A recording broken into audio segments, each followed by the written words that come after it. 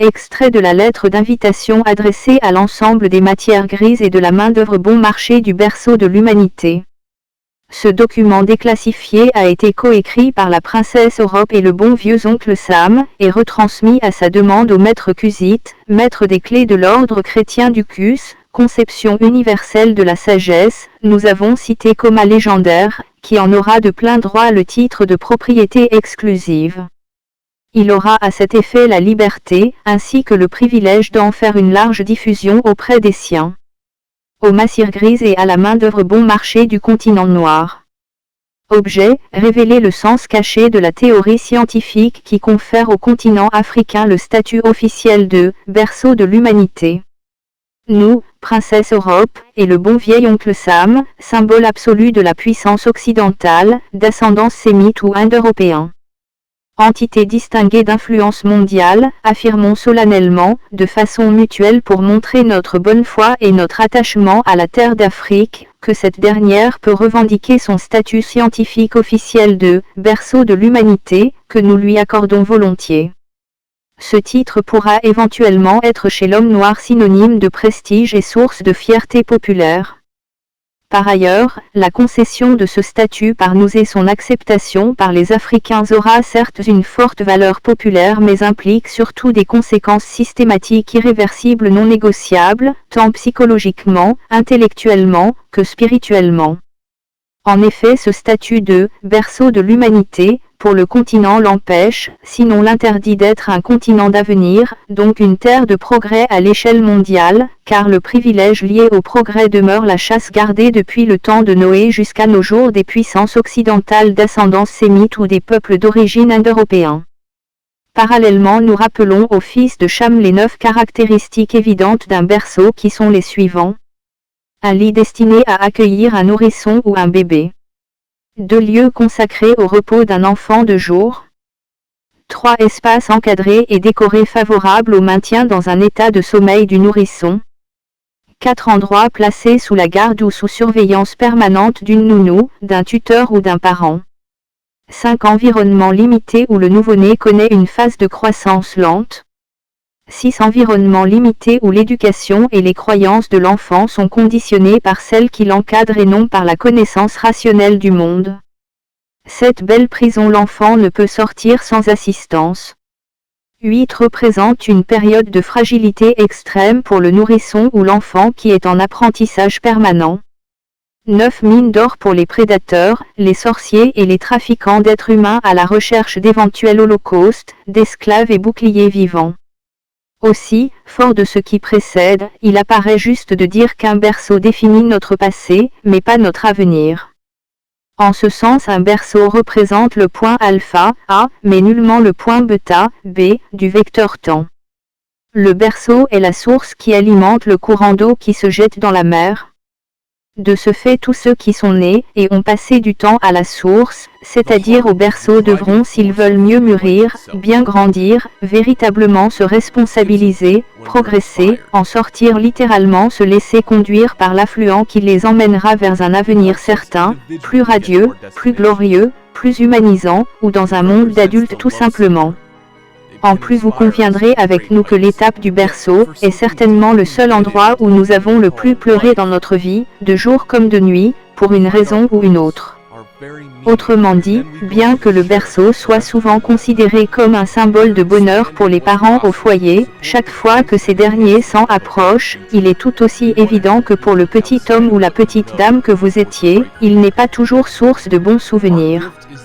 La preuve combien parmi vous avez un jour naturellement rêvé d'emprunter la machine à remonter le temps juste pour revenir à ce stade primitif de la vie. Phase pendant laquelle nul ne pourra le nier, on fait en permanence ses besoins sur soi-même, on n'a pas les moyens d'exprimer clairement ce que l'on ressent, et où on crie et pleure sans cesse pour pas grand-chose. Aussi, nous sommes donc tous d'accord que de façon logique le berceau n'inspire à son locataire plus de mauvais souvenirs que de bons.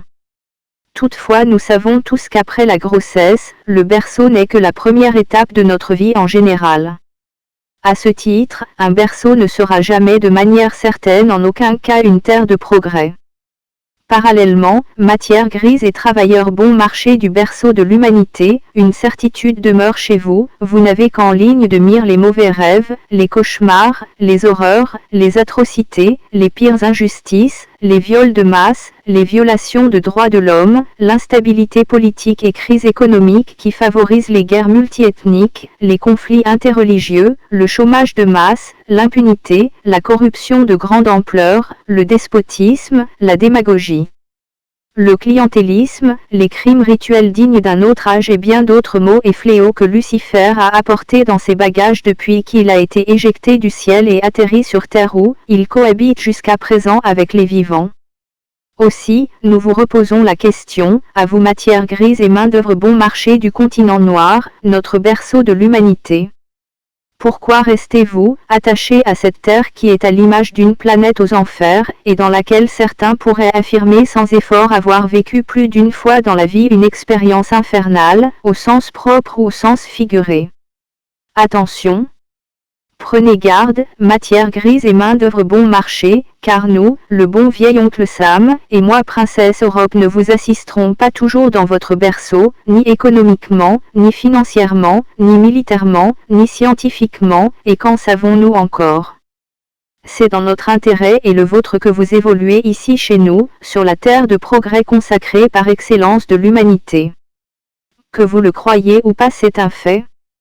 L'Occident et l'Amérique prosémite sont les terres de progrès par excellence, c'est plus qu'une évidence, c'est une affirmation difficilement contestable. Pour l'ultime et dernière fois, matière grise et main-d'œuvre bon marché du berceau de l'humanité, nous vous suggérons de sortir de votre berceau et de commencer votre marche vers le progrès, en immigrant sur nos terres. Nous vous conseillons de ne pas rejeter notre offre, car une réalité demeure, nous ne soutiendrons pas toujours vos États sous perfusion avec nos emprunts massifs et des taux d'intérêt bon marché, qui ne servent qu'à grossir des dettes déjà colossales.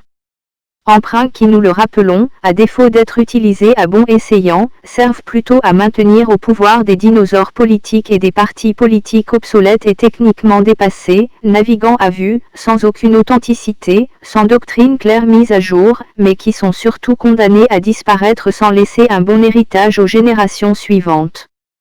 Ne doutant pas de la pertinence de nos arguments et de notre volonté à maintenir un équilibre des forces mondiales, notre alliance historique, espère que le contenu de cette missive trouvera fort écho aux oreilles de nombreux sourds et aveugles invétérés du 3e millénaire d'ascendance hamite que vous êtes tous probablement. Amicalement, le bon vieil oncle Sam et la princesse Europe. Voici la réponse du maître Kusit Koma, le grand métaux-réformiste. Ô Hamite Semite Jafétite. Objet, démystifier l'expression « tiers-monde » pour éveiller la conscience des peuples d'Afrique et d'ailleurs. La théorie selon laquelle l'Afrique serait le berceau de l'humanité n'est qu'un mythe et un des plus grands canulars de ce siècle, qui fait partie d'un plan stratégique visant à faire diversion, et à davantage infantiliser la conscience du peuple noir, ou à défaut maintenir les peuples du monde d'en bas dans un état végétatif, voire de coma profond. Nombreux sont les pays du tiers-monde qui vivent sous perfusion ou sous assistance permanente des bailleurs de fonds internationaux et institutions supranationales. L'Afrique qui semblerait et il est un pays du tiers-monde. Est-ce une vérité ou une contre-vérité? N'est-ce pas là un stratagème néocolonial visant à asservir l'esprit de certains et à créer en eux comme un complexe d'infériorité naturelle? Bien qu'elle ne soit pas toujours évidente, une certitude demeure. La personne du néo-colonisé dans l'âme est comparable à un esclave libéré de sa petite cellule, le travail forcé, et délivré de ses chaînes d'acier, la dépendance physique et légale à son maître.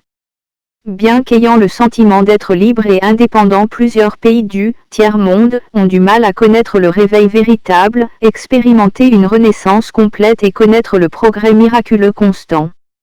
Pour quelle raison en est-il ainsi? Est-ce la faute des esclavagistes d'hier ou des temps modernes? Est-ce la faute du colonisateur et ses collaborateurs noirs de cœur? Ou plutôt est-ce la faute du colonisé d'hier ou du néocolonisé d'aujourd'hui? Une certitude, parmi les néocolonisateurs d'aujourd'hui il y a les colonisateurs d'hier. L'Afrique reste toujours aussi convoitée, pour de bonnes ou de mauvaises raisons nous en conviendrons tous. L'intérêt que suscite cette partie du monde divisé est de plus en plus grand aujourd'hui, car l'équilibre des forces à l'international depuis la fin de la guerre froide ne sont plus les mêmes. Si l'Afrique reste tant convoitée, ce n'est pas parce qu'ils disent qu'elle appartient au tiers-monde.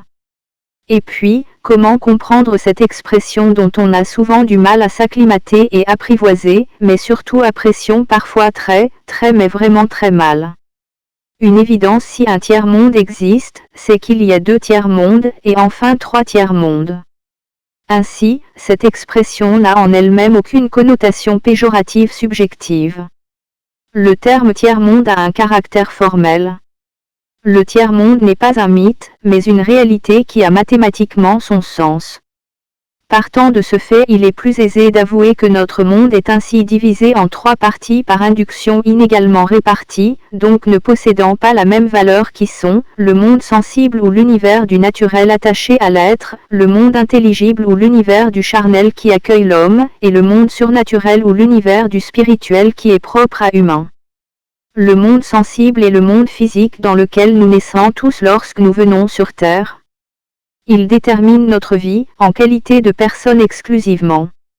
Le monde sensible représente un tiers du monde en général, soit à une valeur approximative de 0,33. Nul ne peut échapper à ce monde, car il détermine notre état primaire ou le stade primitif de notre espèce dans sa trajectoire évolutive, c'est l'état primitif de l'humain. L'être est la seule créature appartenant à ce monde, et le socle sur lequel Dieu s'appuie pour construire une autre créature appelée homme, qui est en réalité un état de conscience supérieur, qui permet de façonner une personnalité. Il est indispensable d'être une personne, si l'on veut devenir un jour une personnalité. La personne est le commencement de toute personnalité. Il est donc quasiment impossible du point de vue physique, de passer du stade du ventre de sa mère à celui de personnalité ou à celui d'homme. Donc du placenta de sa mère au monde intelligible, sans au préalable faire une escale dans le monde sensible ou naturel. Cela est d'autant plus vrai que l'on sait que les célébrités ou personnalités publiques d'aujourd'hui sont en vérité dans la plupart des cas les inconnus d'hier. Autrement dit, hier ils n'étaient rien ou personne et on ignorait tous deux, mais aujourd'hui, étant des personnalités publiques reconnues, dans la plupart des cas nous savons beaucoup d'eux. Par ailleurs, notons qu'on ne naît pas homme, mais on le devient. Bien entendu, cela implique que le statut d'homme n'est pas inné. Il n'est donc pas une fonction naturelle contrairement à celui de l'être qui existe forcément dans le monde sensible. Cela suppose que l'on peut exister dans le monde sensible et ne pas expérimenter la vie charnelle. Autrement dit, l'accès aux choses sensibles ne nous donne pas forcément droit d'accès aux choses intelligibles. Aussi, ce n'est pas du tout absurde de dire que n'est pas homme qui veut, mais plutôt qui peut. De même, pour devenir un homme, l'être doit préalablement être formé, façonné, voire réformé. Cette formation ou transformation peut évidemment passer par un certain nombre d'épreuves imposées aux prétendants, dans un cadre organisationnel, structurel spécifique, officiel, à défaut officieux, formel ou dans le cas échéant informel. Le statut ou le grade d'homme est fonction du monde intelligible. Il vaut 2 tiers-mondes, donc à une valeur mathématique avoisinant le 0,66. Sa valeur est donc supérieure à celle que l'on attribue au monde naturel. Notons que l'homme a comme principal moyen d'action la connaissance qui peut lui permettre librement de pratiquer la justice, de vivre également dans la vérité. Seul l'homme peut disposer parfaitement ou adroitement de l'autorité et du pouvoir politique, habilement diriger une puissance militaire, bâtir des infrastructures de grandes envergures dans les respects des délais et des normes en matière de sécurité. Seul l'homme a des droits et en retour des devoirs. Aussi, si l'on dit de vous que vous n'êtes pas un homme, il est important que votre première réaction ne soit ni le rejet, ni la colère, mais une réflexion profonde qui puisse vous conduire dans la lumière, du bon côté de la barrière, ou vous mettre sur le chemin de la vérité. Toutefois, aussi vrai que tous les êtres ne sont pas forcément hommes, il est tout aussi vrai que tous les hommes ne sont pas nécessairement humains. Cela pourrait vous surprendre, mais c'est la pure et simple vérité. L'esprit humain est plus proche de Dieu, de la vérité que l'être, ou l'homme. L'humain appartient à l'univers du surnaturel. Le monde du surnaturel faut 3/4 soit à une valeur indicative exacte de 1. Il détient formellement le coefficient le plus élevé, comparativement aux autres mondes, c'est-à-dire le monde sensible et intelligible. En règle générale, on dit que le coefficient du monde sensible est faible, celui du monde intelligible moyen et celui du monde surnaturel fort. Comme par un hasard heureux, le chiffre 1 est le chiffre de l'unité, synonyme d'éveil mais en plus le commencement de tout nombre, donc le signe d'une nouvelle vie.